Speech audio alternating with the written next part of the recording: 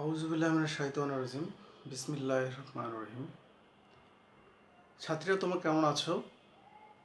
আশা করছি সবাই সুস্থ আছো, ভালো আছো। পল্লবী মহিলা ডিগ্রি কলেজে আয়োজিত অনলাইন ক্লাসে আবার তোমাদের স্বাগতম। আমি মোহাম্মদ খায়রুল ইসলাম, প্রভাষক, পৌরনীতি ও সুশাসন বিভাগ। আমি জানি যে তোমাদের আশা আকাঙ্ক্ষা অনেকটাই পূরণ হয়নি, কারণ তোমরা চেয়েছিলে কলেজে ক্যাম্পাসে গিয়ে ক্লাস করার জন্য। যাই হোক, এই দুঃসময় হয়তো বেশি দিন থাকবে না। আশা করছি খুব শীঘ্রই আমাদের কলেজ, আমাদের শিক্ষা প্রতিষ্ঠানগুলো খুলে যাবে। তারপর তোমরা অবশ্যই ক্যাম্পাসে আসতে পারবে, কলেজে বসে ক্লাস করতে পারবে, কলেজের ক্লাসরুমে। তো যাই হোক, আমরা আল্লাহর কাছে প্রার্থনা করি যেন এই দুঃসময় খুব দ্রুত চলে যায় এবং আমরা যেন সবাই সুস্থ থাকি, ভালো থাকি।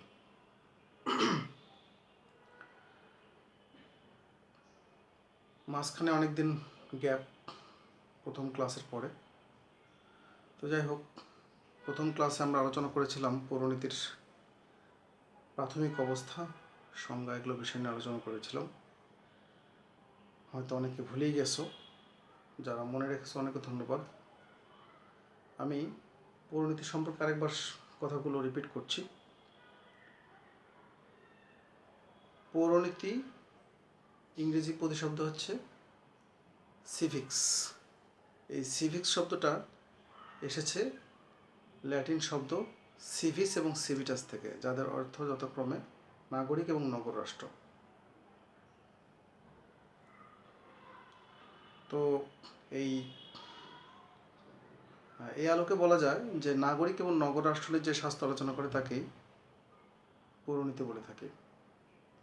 কিন্তু পৌরনীতির সংজ্ঞা দিতে গেলে অ্যাপ্রোপ্রিয়েট সংজ্ঞা হচ্ছে এরকম যে নাগরিক সম্পর্কিত যে স্বাস্থ্য আলোচনা করে, নাগরিকের অতীত, বর্তমান, ভবিষ্যৎ, স্থানীয়, জাতীয়, আন্তর্জাতিক, নাগরিকের অধিকার, কর্তব্য, এই বিষয়গুলো নিয়ে যে স্বাস্থ্য আলোচনা করে সেই স্বাস্থ্যকেই পৌরনীতি ও সুশাসন বলে থাকে। আজকের আলোচনার বিষয় হচ্ছে পৌরনীতি ও সুশাসনের পরিধি ও বিষয়বস্তু। পরিধি ও বিষয়বস্তু।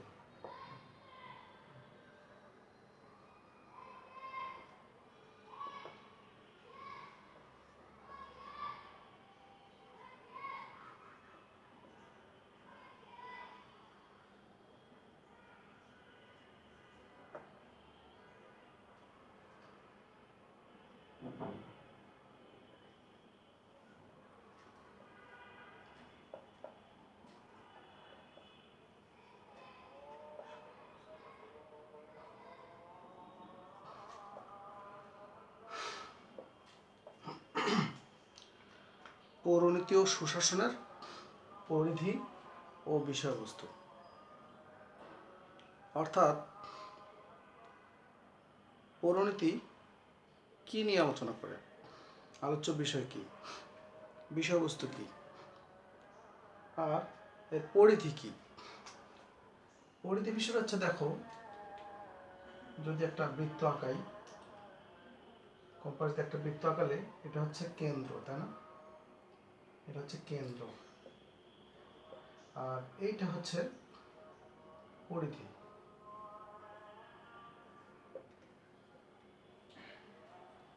তাহলে এটা যদি পৌরনীতি হয়, পৌরনীতির এই পরিধিটা আমরা আলোচনা করবো, অর্থাৎ কোন পর্যন্ত বিস্তৃত এই পরিধি, সেই বিষয়গুলো নিয়ে আমরা আলোচনা করবো আজকে।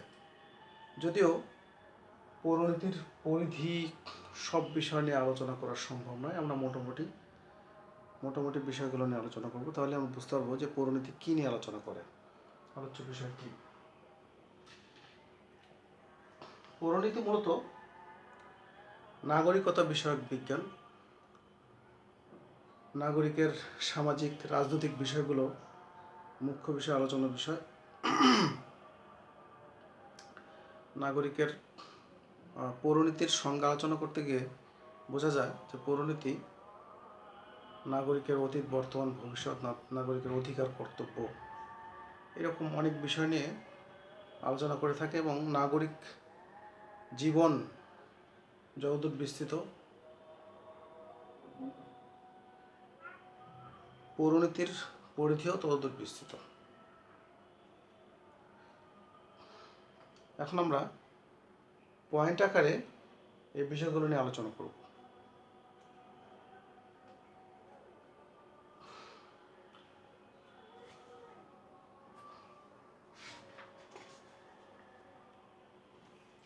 এক নম্বর পয়েন্ট, নাগরিকতা বিষয়ক।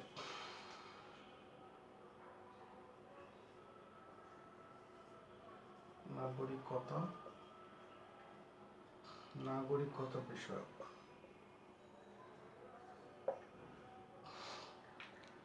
নাগরিকতা বিষয়ক অর্থাৎ পৌরনীতি নাগরিকতা বিষয়ক নিয়ে আলোচনা করে। কি কি আলোচনা করে? নাগরিকের, একজন সুনাগরিকের দায়িত্ব, কর্তব্য এবং সচেতনতা একটা রাষ্ট্রকে মহিমান্বিত করে তোলে। সেই নাগরিকের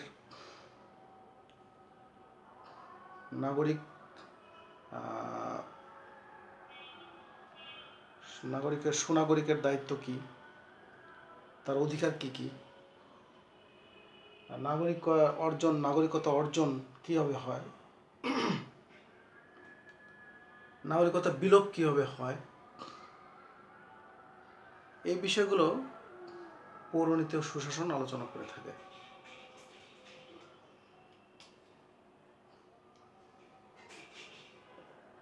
দুই নম্বর বিষয়,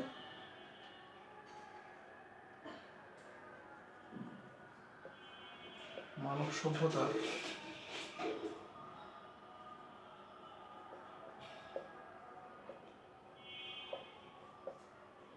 আদি সংগঠন সম্পর্কে।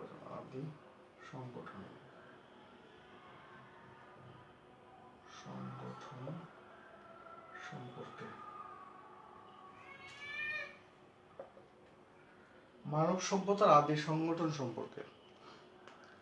মানব সভ্যতার আদি সংগঠন বলা হয় পরিবারকে।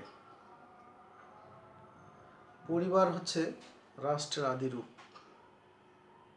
তোমরা যারা ইতিহাস পড়ে থাকবে, অতীত বিষয়গুলো পড়ে থাকবে, দেখবা যে অতীতে মানুষ জঙ্গলে বসবাস করত ছিন্ন বিচ্ছিন্নভাবে। তারপরে কিন্তু পরিবার সাথে একসাথে গুহায় বসবাস শুরু হলো। এরপরে কিন্তু সেটা থেকে পরিবার থেকে সমাজ থেকেই আস্তে আস্তে ধীরে ধীরে মানুষের প্রয়োজনের তাগিদে রাষ্ট্রের উদ্ভব হয়। এইভাবেই এই বিষয়গুলো নিয়ে পৌরনীতি ও সুশাসন আলোচনা করে থাকে। অর্থাৎ মানব সভ্যতার আদি সংগঠন সে পরিবার, কীভাবে পরিবার সৃষ্টি হলো, কি প্রয়োজনের তাগিদে, তারপরে সমাজ কীভাবে সৃষ্টি হলো, সামাজিক বিভিন্ন বিষয়াদি সম্পর্কে আলোচনা করে থাকে।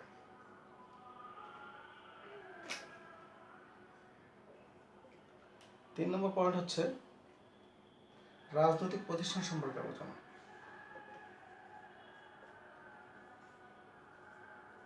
রাজনৈতিক প্রতিষ্ঠান।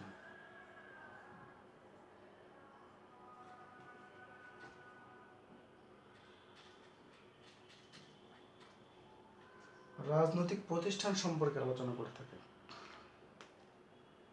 রাজনৈতিক প্রতিষ্ঠান যেমন নির্বাচক মণ্ডলী, তারপরে জনমত, রাজনৈতিক দল, এই বিষয়গুলো নিয়ে পৌরনীতি ও সুশাসন আলোচনা করে থাকে। বিভিন্ন রাজনৈতিক দল সম্পর্কে আলোচনা করে থাকে। নির্বাচক মণ্ডলীর কাজ কি, তাদের দায়িত্ব কর্তব্য কি, এই বিষয়গুলো নিয়ে পৌরনীতি ও সুশাসন আলোচনা করে থাকে।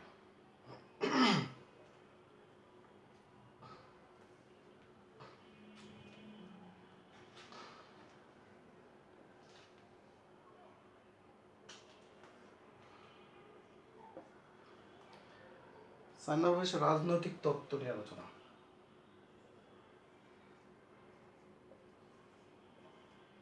রাজনৈতিক তত্ত্ব নিয়ে আলোচনা।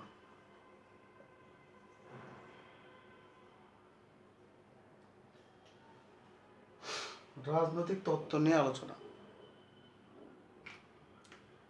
তত্ত্ব অর্থাৎ সংজ্ঞা, মতবাদ, মত এই বিষয় বোঝায়। অর্থাৎ রাজনৈতিক বিভিন্ন রাজনীতিবিদ,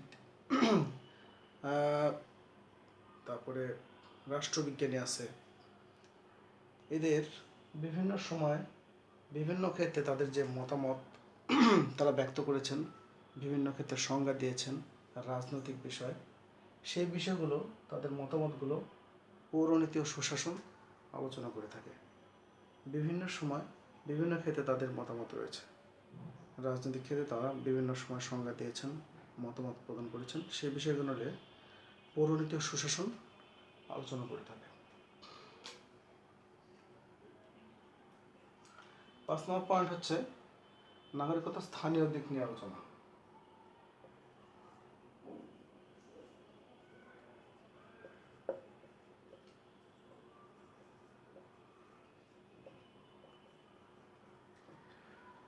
নাগরিকতার স্থানীয় দিক নিয়ে আলোচনা। একজন সুনাগরিক বা একজন ভালো নাগরিকের স্থানীয় যে দিক, যেমন ইউনিয়ন পরিষদ প্রতিষ্ঠান, নাগরিকতার স্থানীয় যে সংগঠন রয়েছে বা প্রতিষ্ঠান রয়েছে, ইউনিয়ন পরিষদ রয়েছে, তারপর উপজেলা পরিষদ, তারপরে জেলা পরিষদ, সিটি কর্পোরেশন, যাই হোক এই বিষয়গুলো নাগরিক এই বিষয়গুলো নিয়ে জেনে থাকে, এই বিষয়গুলো জেনে থাকে। একজন সুনাগরিকের দায়িত্ব এগুলো বিষয়, এগুলো প্রতিষ্ঠান সম্পর্কে জানা, এগুলোর সদস্য কতজন, এদের দায়িত্ব কর্তব্য কী, এই বিষয়গুলো নিয়ে পৌরনীতি ও সুশাসন আলোচনা করে থাকে।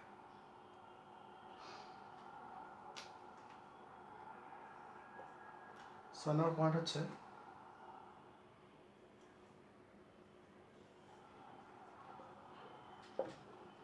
নাগরিকতার জাতীয় দিক নিয়ে আলোচনা করে। নাগরিকতার জাতীয় দিক। জাতীয় বলতে দেশের অভ্যন্তরে বোঝায়, অর্থাৎ দেশের সীমানার মধ্যে পুরোটুকুই হচ্ছে জাতীয়। তোমরা শুনে থাকবে ইংরেজি শব্দ ন্যাশনাল আর ইন্টারন্যাশনাল। ন্যাশনাল হচ্ছে জাতীয় অর্থাৎ দেশের অভ্যন্তরে, আর ইন্টারন্যাশনাল হচ্ছে আন্তর্জাতিক অর্থাৎ দেশ এবং দেশের বাইরে, সব কিছুই হচ্ছে আন্তর্জাতিক। তো নাগরিকতা জাতীয় দিক নিয়ে আলোচনা করে, অর্থাৎ দেশের মধ্যে নাগরিকের কি দায়িত্ব রয়েছে, কি কর্তব্য,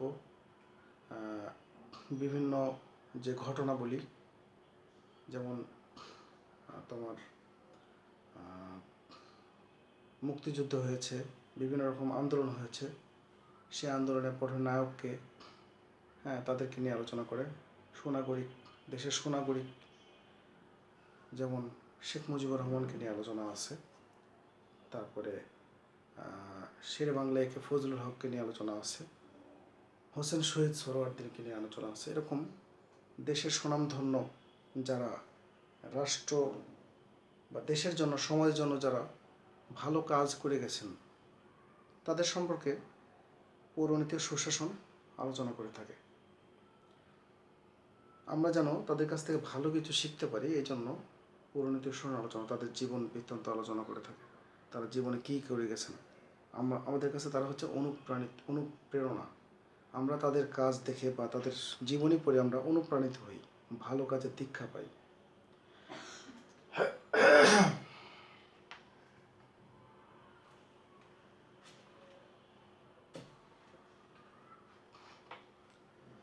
সাত নম্বর পয়েন্ট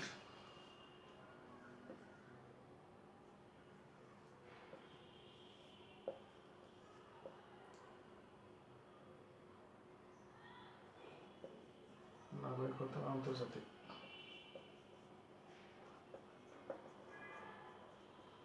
আন্তর্জাতিক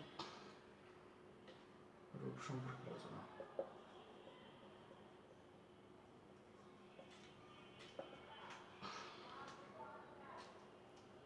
নাগরিকতার আন্তর্জাতিক রূপ সম্পর্কে আলোচনা।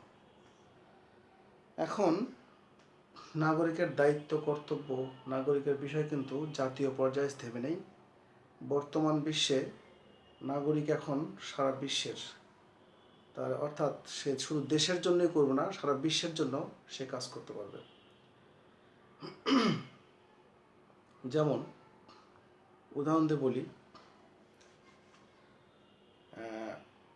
যেমন ফেসবুকের যে প্রতিষ্ঠাতা, সে কিন্তু যে ফেসবুক তৈরি করেছে সেটা কিন্তু সারা বিশ্বে ছড়িয়ে গেছে, আমরা ব্যবহার করছি। যদিও সে ভালোর জন্য ব্যবহার করেছে, অবশ্যই ভালোর জন্যই তৈরি করেছে, যদিও আমরা এটাকে অনেকে মিস ইউজ করছি, খারাপভাবে ইউজ করে থাকি। যাই হোক, সে কিন্তু ভালোর জন্যই তৈরি করেছে এবং এটা কিন্তু সারা বিশ্বব্যাপী ছড়িয়ে গেছে। আমরা সহজেই ফেসবুকের মাধ্যমে যোগাযোগ করতে পারি, একজন আরেকজনকে দেখতে পারি, কী অবস্থা জানতে পারতেছি। তো একটা ভালো কাজ, একজন নাগরিকের একটা ভালো কাজ দেখো সারা বিশ্বব্যাপী ছড়িয়ে যাচ্ছে। তাহলে নাগরিক এখন কিন্তু শুধু দেশের জন্য না, সে কিন্তু সে আন্তর্জাতিক তার দায়বদ্ধতা রয়েছে। বিশ্বে অবহেলিত জনগণ, তাদের সম্পর্কে সে কিন্তু সেই ফেসবুকে কিন্তু স্ট্যাটাস দিতে পারে, যেটা সারা বিশ্ব দেখতে হবে। অথবা ইউটিউবে সে একটা প্রতিবেদন তৈরি করতে পারে। তো যাই হোক,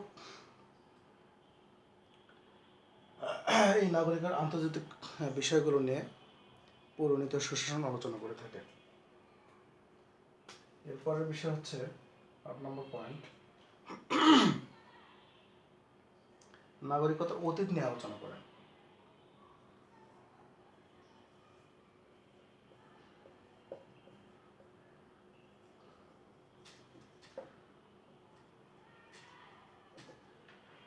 নাগরিকতার অতীত নিয়ে, অর্থাৎ নাগরিক অতীতে কেমন ছিল, তাদের কার্যাবলী কী ছিল, তাদের অধিকার কেমন ছিল, দায়িত্ব কেমন ছিল, অতীতে নাগরিক বর্তমানে কীভাবে চলে আসলো, সেই অতীত বিষয়গুলো নিয়ে পৌরনীতি ও সুশাসন আলোচনা করে থাকে। অতীতে নাগরিক অবস্থা কেমন ছিল তাদের, আমরাই দেখো যা চলে গেছে সেটাই কিন্তু অতীত। অর্থাৎ আজ থেকে 40 বছর আগে বাংলাদেশে নাগরিকের কিন্তু এত সুযোগ সুবিধা ছিল না, এত ভালো জীবন মান ছিল না। তো সেই বিষয়গুলো নিয়ে কিন্তু পৌরনীতি আলোচনা করে থাকে। অতীতের নাগরিকের অবস্থা, তাদের অধিকার কেমন ছিল, তাদের দায়িত্ব কেমন ছিল, কর্তব্য কেমন ছিল, এই বিষয়গুলো নিয়ে পৌরনীতি ও সুশাসন আলোচনা করে থাকে। 9 নম্বর পয়েন্ট হচ্ছে নাগরিকের বর্তমান অবস্থা।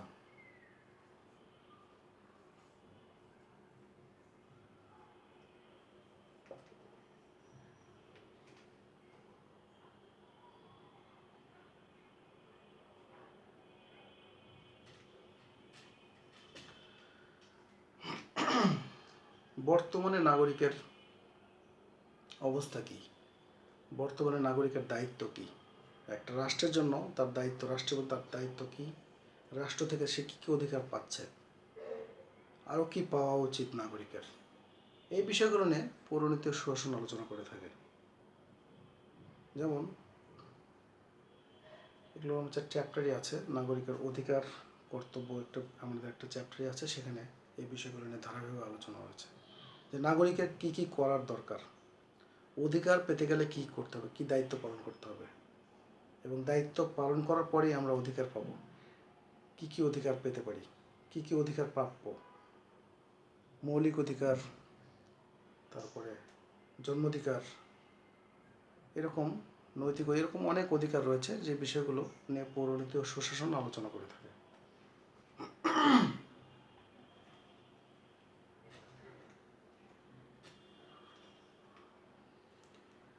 এরপরে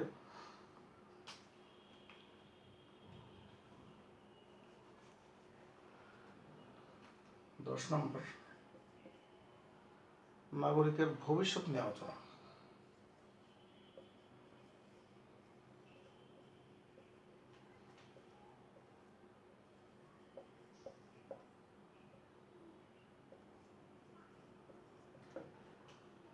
নাগরিকের ভবিষ্যৎ নিয়ে, ভবিষ্যতে নাগরিকের কি কি চাহিদা বাড়তে পারে, অর্থাৎ কি কি অধিকার তাদের প্রয়োজন হবে, ভবিষ্যতে নাগরিকের দায়িত্ব কি হতে পারে, রাষ্ট্রের প্রতি দায়িত্ব কি হবে, ভবিষ্যতে নাগরিকের অবস্থা কেমন হবে, এই বিষয়গুলো নিয়ে পৌরনীতি ও সুশাসন আলোচনা করে থাকে।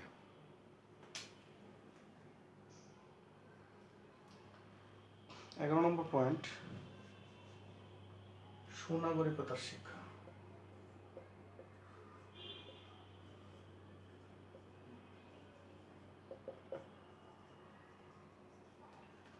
সুনাগরিকতার শিক্ষা,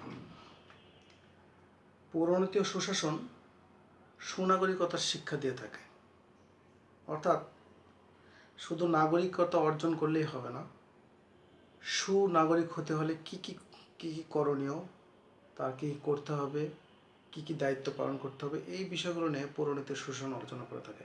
সুনাগরিকতার বৈশিষ্ট্য কী কী, অর্থাৎ একজন সুনাগরিক হবে হচ্ছে বুদ্ধিমান, একটা সুনাগরিক হবে হচ্ছে আত্মসংযমী, একজন সুনাগরিক হবে হচ্ছে শিক্ষিত, এরকম অনেক গুণে গুণান্বিত হতে হবে একজন সুনাগরিককে, তাহলে সে সুনাগরিক হতে হবে। এই বিষয়গুলো নিয়ে পৌরনীতি ও সুশাসন ধারাবাহিকভাবে আলোচনা রয়েছে। একটা চ্যাপ্টারই আছে আমাদের সুনাগরিকতা।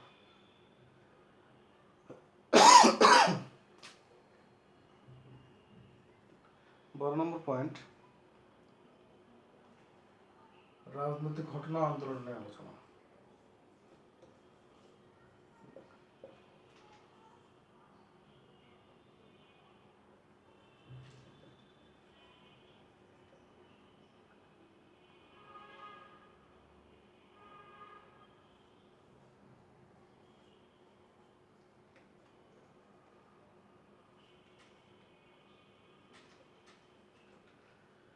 রাজনৈতিক ঘটনা ও আন্দোলন নিয়ে আলোচনা করে। পৌরনীতি সুশাসন পাঠ করলে তোমরা দেখবে যে পৌরনীতি অর্থাৎ 1947 সালে সেই ভারত স্বাধীনতা, তারপরে 48 থেকে 52 ভাষা আন্দোলন যে ইতিহাস, তারপরে 66-তে 6 দফা, 69-এর গণ অভ্যুত্থান, 70-এর সাধারণ নির্বাচন, 1971 সালের মুক্তিযুদ্ধ, এই বিষয়ে রাজনৈতিক যে ঘটনাগুলো ঘটেছে, ঐতিহাসিক যে ঘটনাগুলো, 1940 সালে লাহোর প্রস্তাব, 1905 সালের বঙ্গভঙ্গ আইন, এরকম আরও অনেক বিষয়গুলো তোমরা জানতে পারবে। ঐতিহাসিক ঘটনাগুলো বিস্তৃতভাবে আলোচনা করা হয়েছে পৌরনীতি ও সুশাসনে। এই বিষয়গুলো নিয়ে পৌরনীতি ও সুশাসন আলোচনা করে থাকে।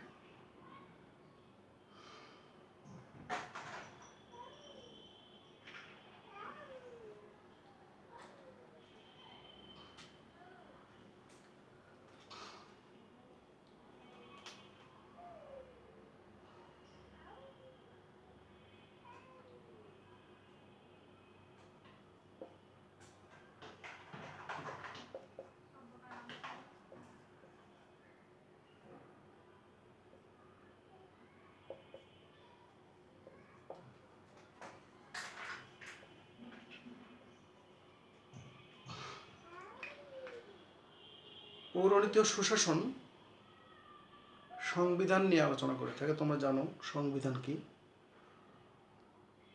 যারা পৌরনীতি নতুন, তারপরে বলি, তোমরা যেহেতু একাদশ শ্রেণীতে পড়তেছ, অনেকেই জানো সংবিধান হচ্ছে রাষ্ট্র পরিচালনার মূল নীতি, অর্থাৎ কিছু নিয়মকানুন যেটা দ্বারা রাষ্ট্র পরিচালিত হয়ে থাকে, পুরো রাষ্ট্র পরিচালিত হয়ে থাকে, সেই নিয়মকানুনের সমষ্টি, সেটাই হচ্ছে সংবিধান। সেই সংবিধান নিয়ে আলোচনা করে থাকে, অর্থাৎ সেই সংবিধানের উৎপত্তি, সংবিধানের বিকাশ, সংবিধানের যে সংশোধনীগুলো, কয়টা সংশোধনী হয়েছে, কী কারণে সংশোধনী হয়েছে, হ্যাঁ, এই বিষয়গুলো নিয়ে পৌরনীতি ও সুশাসন বিস্তারিত আলোচনা করে থাকে।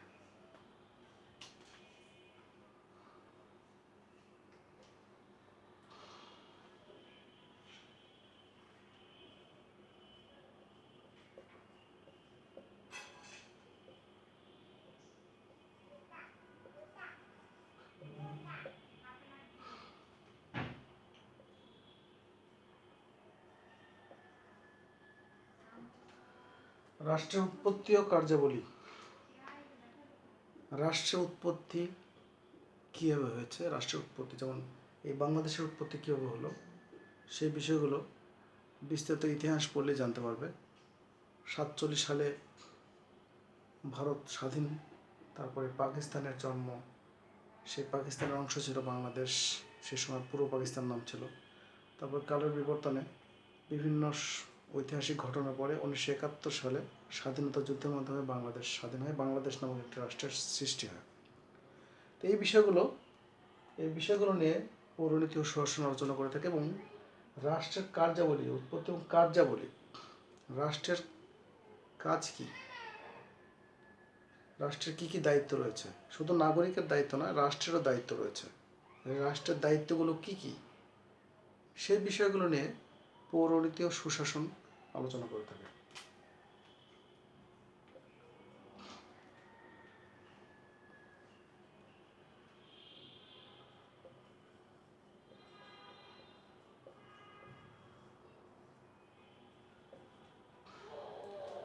আইন ও নৈতিকতা। তোমরা জানো আইন কি? কিছু নিয়মাবলীর সমষ্টি বা প্রথার সমষ্টি, যাই হোক, কিছু নিয়মাবলীর সমষ্টি যেগুলো না মানলে শাস্তির বিধান রয়েছে, সেটি হচ্ছে আইন। রাষ্ট্র কর্তৃক প্রদত্ত হতে হবে অবশ্যই। রাষ্ট্র কর্তৃক প্রদত্ত কিছু নিয়মাবলীর সমষ্টি, যেটা না মানলে শাস্তির বিধান রয়েছে, সেটি হচ্ছে আইন। এই আইন নিয়ে আলোচনা করে থাকে। এবং নৈতিকতা, নৈতিক বিষয় কী কী, সেই বিষয়গুলো নিয়ে আলোচনা করে থাকে। নৈতিক অধিকার কী কী, আইনগত অধিকার কী, আইন কী, আইন কীভাবে মানা উচিত, আইন মানলে কী হবে, না মানলে কী হবে, এই বিষয়গুলো নিয়ে বিস্তারিত আলোচনা করে থাকে পৌরনীতি ও সুশাসন। 16 নম্বর পয়েন্ট, স্বাধীনতা ও সাম্য।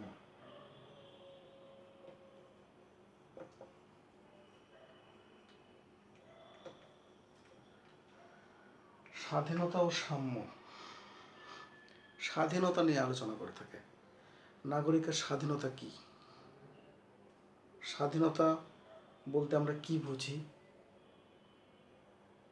স্বাধীনতা কি অবস্থায় গেলে স্বেচ্ছাচারে পরিণত হয়, তারপরে সাম্য কি, রাষ্ট্রে বা সমাজের সাম্যের কি গুরুত্ব, এই বিষয়গুলো পৌরনীতি ও সুশাসন আলোচনা করে থাকে।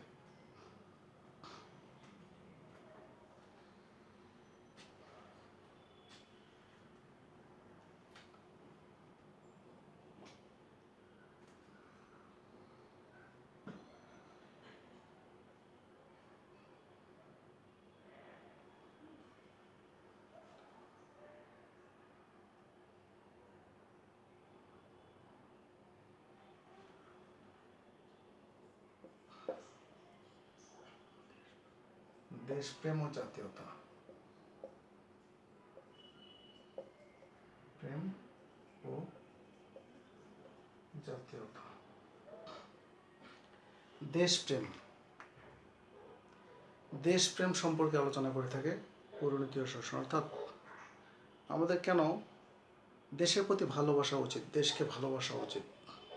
দেশ বলা হচ্ছে, দেশ হচ্ছে মায়ের মতো, রাষ্ট্র বা দেশ হচ্ছে মায়ের মতো। কেন মায়ের মতো?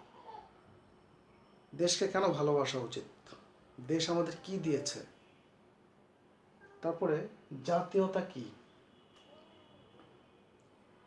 সেই বিষয়গুলো বিস্তারিত আলোচনা রয়েছে পৌরনীতি ও সুশাসনে।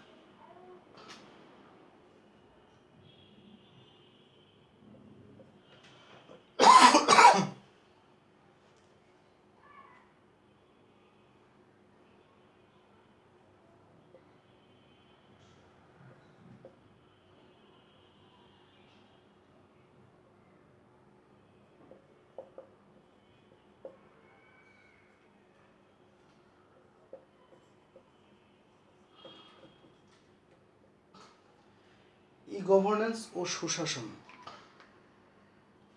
তোমরা গভর্নেন্স সম্পর্কে অনেকে জানো, অনেকে জানো না, যেহেতু তোমরা পৌরনীতি ও সুশাসনে প্রথম একাদশ শ্রেণীতে পড়তেছো। গভর্নেন্স হচ্ছে ইলেকট্রনিক গভর্নেন্স, অর্থাৎ যে সরকার ইলেকট্রনিক পদ্ধতিতে সরকার ব্যবস্থা পরিচালিত করে থাকে, সেটাই হচ্ছে ইলেকট্রনিক গভর্নেন্স। তোমরা জানো যে আমাদের এই সরকার ক্ষমতা আসার পরে ডিজিটাল সব কিছু ডিজিটালাইজেশন করেছে। এটাই হচ্ছে গভর্নেন্স, অর্থাৎ যন্ত্রের মাধ্যমে যে কাজ 1 ঘন্টার কাজ কয়েক সেকেন্ডে করা সম্ভব, সেটাই হচ্ছে গভর্নেন্স। তো সেই গভর্নেন্স কীভাবে সুশাসন প্রতিষ্ঠা করতে পারে এবং গভর্নেন্স এবং সুশাসনের মধ্যে সম্পর্ক কী, এই বিষয়গুলো নিয়ে বিস্তারিত আলোচনা রয়েছে পৌরনীতি ও সুশাসনে।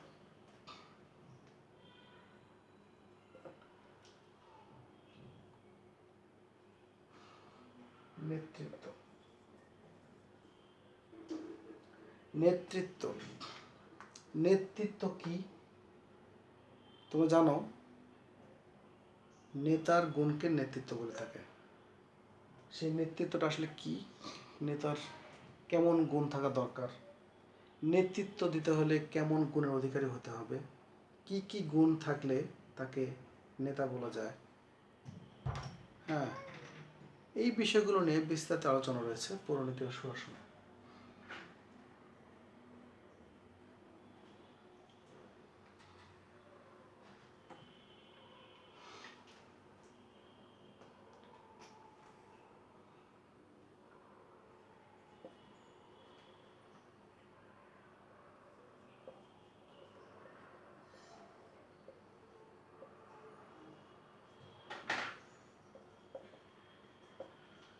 জনসেবা ও আমলাতন্ত্র।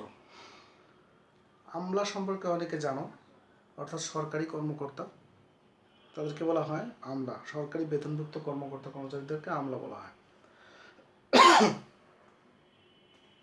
জনসেবা অর্থাৎ আমলাতন্ত্র এবং জনসেবার মধ্যে সম্পর্ক কি?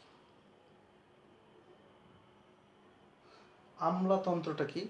আমলাদের যে সংগঠন, অর্থাৎ একটু আগে বললাম যে সরকারি বেতনভুক্ত কর্মকর্তাদেরকে আমলা বলা হয় এবং তাদের যে সংগঠন সেটাকে বলা হয় আমলাতন্ত্র। সে আমলাতন্ত্র এবং জনসেবা এর মধ্যে সম্পর্ক কি? আমলারা কি জনসেবা থেকে বিচ্ছিন্ন? লাল ফিতার দৌরাত্ম্য, এই বিষয়গুলো উঠে আসবে এবং এই বিষয়গুলো নিয়ে পৌরনীতি ও সুশাসন বিস্তারিত আলোচনা করে থাকে।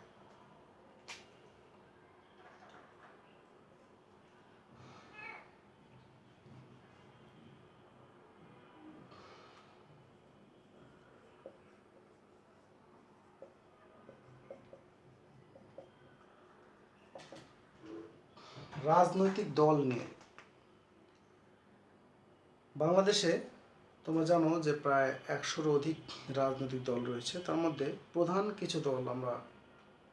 কিছু দলকেই চিনি, বাদ বাকি অনেক দলকে আমরা নাম বলতে পারবো না। আমিও খুব বেশি দলের নাম জানি না। যাই হোক, প্রধান যে কটা দল তোমরা জানো, Bangladesh Awami League, Bangladesh BNP, Bangladesh nationalist party, তারপরে জাতীয় পার্টি, এরকম আরও দল রয়েছে। যে দলগুলো নিয়ে বাংলাদেশের এই দলগুলোকে নিয়ে পৌরনীতি সুশাসন আলোচনা করে থাকে। বিভিন্ন রাজনৈতিক দল সেই দল নিয়ে রাজনীতি আলোচনা করে থাকে, পৌরনীতি ও সুশাসন এই বিষয়গুলো আলোচনা করে থাকে। যাই হোক, এরকম আর অনেক কার্যাবলী রয়েছে, যেমন নির্বাচন এবং নির্বাচক মণ্ডলী, তারপরে ক্ষমতা স্বতন্ত্রীকরণ নীতি, সরকারের বিভিন্ন বিভাগ নিয়ে আলোচনা, সরকারকে নিয়ে আলোচনা, এরকম আলোচনার অনেক বিষয় রয়েছে। আসলে একটা ক্লাসে বা সংক্ষিপ্ত আকারে এটা আসলে শেষ করা সম্ভব নয়। আমরা প্রধান মুখ্য যে বিষয়গুলো মোটামুটি সেই বিষয়গুলো আলোচনা করলাম। এটা হচ্ছে পৌরনীতি ও সুশাসনের পরিধীয় বিষয়বস্তু। আশা করছি আমার আজকের ক্লাস তোমরা বুঝতে পেরেছ। তোমরা সহজেই বুঝতে আশা করছি সহজেই বুঝতে পেরেছ। অসুবিধা হওয়ার কথাও নয়, খুবই সহজ একটা বিষয়। তারপরেও যদি কোনো সমস্যা থেকে থাকে তোমরা আমার ক্লাসে কমেন্টে লিখবা কী সমস্যা, আমি চেষ্টা করবো তোমাদের সমাধান দেওয়ার জন্য। তো যাই হোক, আজকে ক্লাস এই পর্যন্তই। সামনের ক্লাসে আবার তোমাদের সাথে দেখা হবে, আবার নতুন কোনো বিষয় নিয়ে আমি উপস্থিত হব। সেই পর্যন্ত তোমরা ভালো থেকো, সুস্থ থাকো। আল্লাহ হাফিজ।